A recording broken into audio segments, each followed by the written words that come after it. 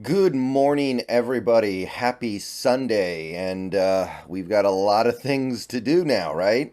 Got a lot of things to evaluate and look at now that the draft is over. Things have changed drastically for this team. Not only have they made 10 draft picks in the last 4 days, they've also, in the last, not even 24 hours, brought in over 25 UDFAs. So things are very different. Things got real very quickly for this team. And I figured that as we start to process everything that happened over the last few days, it's a good time to reevaluate the state of the depth chart, the state of the roster, and see where we land on these guys as players. So I want to pull up the 53 man, and this is before the draft. This was the 53 man as I saw it before the draft started. And I'm going to go ahead and update it while recording the video. I'm going to go ahead and update this depth chart to reflect what just happened in the draft live, and you guys get to kind of follow along, and we'll see what we can come up with. We're going to go position by position. But as you can see, things remain relatively unchanged from the last time I did the list. 50 of 53 roster spots are filled. No practice squad spots are filled. The only change, really, is that I put Brian Monet and Jordan Brooks in a new category called injured. I believe they'll be on the team, but I do not believe that they're going to play.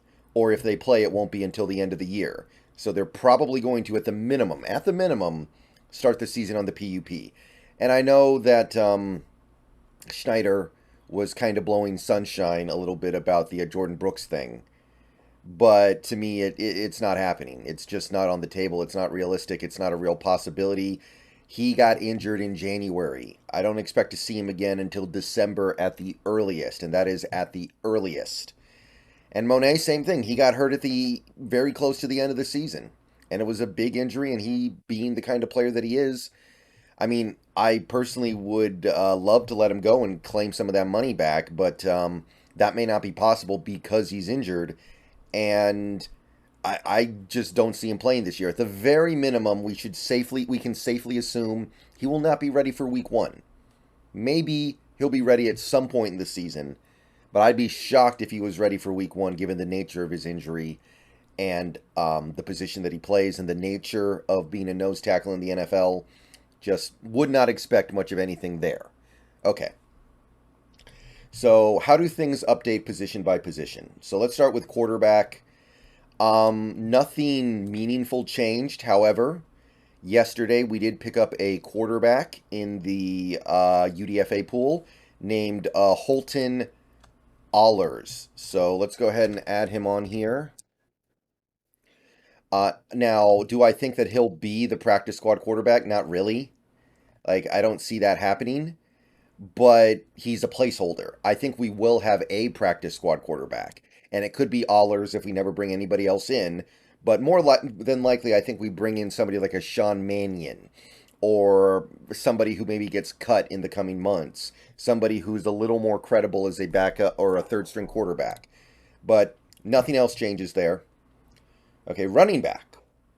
Running back, we've had a little bit of a shakeup here. K9 is still your number one. But the way I see it, DJ Dallas gets bumped down to fourth string, and we make room for Charbonnet as our secondary running back. And then we also have, I believe, the Georgia running back, Kenny McIntosh. It's based on his name there for a second. And I'm feeling a little better about this running back room. I think it's four guys who belong on NFL rosters. They're not great, but it's a very solid running back room, I think. And yesterday during UDFA, we did actually pick up a couple of running backs. So I'm going to throw those guys on the practice squad for the moment. We have Chris Smith of Louisiana. Oh. And then we had Marcus Cooper. So I'm going to put those guys on the practice squad for the moment. Fullback. Nick Bellore remains the only fullback who I think will make the active roster. However, we did pick up a UDFA by the name of Griffin Hebert. And even though he's listed as a tight end, I believe he will end up being a fullback or filling a fullback-like role, if anything, in the NFL. So I'm going to put him on the practice squad, kind of a placeholder. I don't know if he'll actually end up being the guy on the practice squad, but it makes sense to me that we like his athleticism because he actually is a very athletic player. Very interesting combination of traits, but too short to actually be a tight end in the NFL. So I do think you're bumping him down to the practice squad, but I think he has a chance to at least make the roster. Okay, so that's kind of the easy stuff here. Now we get down to wide receiver, and this is where things are going to get bloody. So let me just go ahead and bump all these guys over here for the moment, and then we'll see where we land after we clear the deck of some of the new guys here. So obviously we start with the big get, Jackson Smith. So I'm just going to put that. I'm not gonna do his full name because it's gonna take up space on the spreadsheet. Njigba, you guys all know who he is. So he becomes our clear number 3 receiver, clear slot receiver, pretty obvious there. And then we didn't draft any other receivers, but we did pick up a couple in UDFA. CJ Johnson, John Hall would be 2 guys who I doubt make the roster. But you've got a guy like Matt Lander, who I think has a real chance to make the roster. I see stuff with him that I certainly don't see with Dwayne Eskridge or Cade Johnson at this point. And no hate on Cade Johnson. I've always been in his corner, but Matt Lander to me is probably a little more interesting. And then you've got a guy like Tyjon Lindsey, blazing fast speed.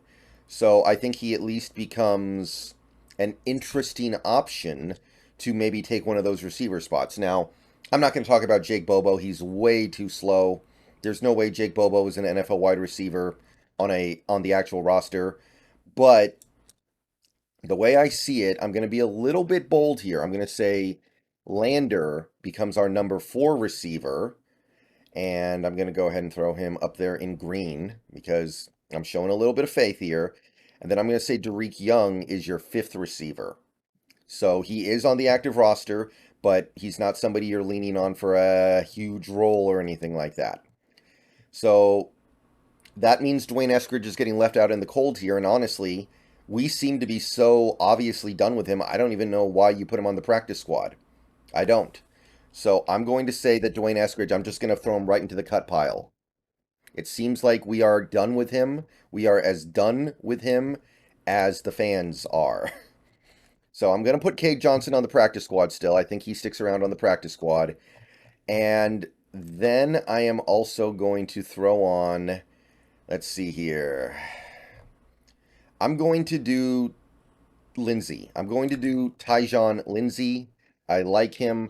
I feel like there's a little bit of upper level potential there that you don't see with a lot of the guys who you typically let go off the roster. And we usually like to carry a decent number of receivers on the practice squad. So I'm going to say Lindsey makes it. And hard for me to speak about anybody else, but I'm going to say those are our 2 practice squad receivers. And then everybody else ultimately gets cut. CJ Johnson doesn't make anything. John Hall doesn't make anything. And Jake Bobo doesn't make anything. So we do get a couple of UDFAs on the receiver roster in some capacity in Lander and Lindsey, but everybody else gets let go. And Dwayne Eskridge is a cut at that point. Okay, tight end. And by the way, I put through Cody Thompson here on the tight end list. So actually, because I didn't have enough room, I just threw him on the tight end list. So actually, let's remove him from consideration there.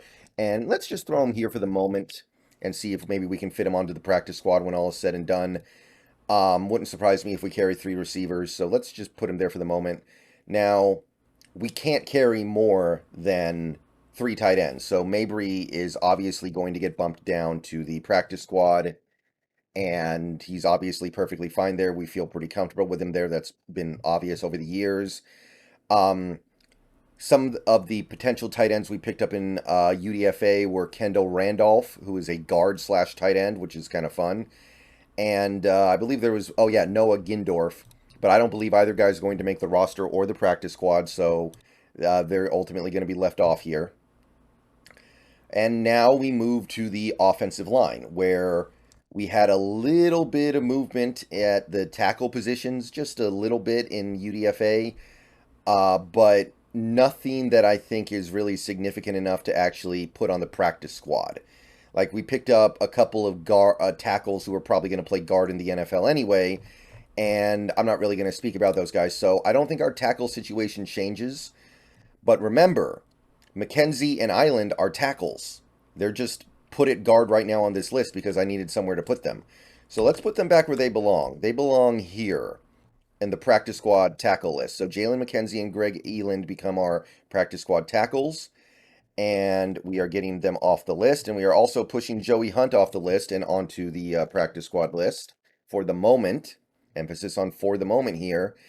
And we are putting Oluwatimi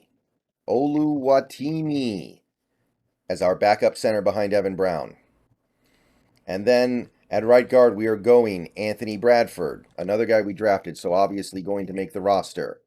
So that puts us in a pretty good situation there with Anthony Bradford as your backup right guard to Phil Haynes. And by the way, don't rule him out challenging Phil Haynes for that starting spot. And then the only question remaining is that left guard spot, which we currently don't have a firm backup on, and we did not draft a firm backup on. But I'll throw Kendall Randolph there just temporarily. And it's probably a placeholder, but it's important to remember that Phil Haynes has left guard flexibility, and Anthony Bradford may very well as well. So I'm going to go ahead and put him there. I'm going to put him there in yellow because it's kind of kitschy to say that a UDFA rookie should be your backup left guard behind a guy who has gotten hurt before. But let's roll with it for the time being. And that's your offense. A little later today, we're going to come back and do the defense. Let me know what you guys think. Go Hawks. And the roster is starting to take shape, isn't it?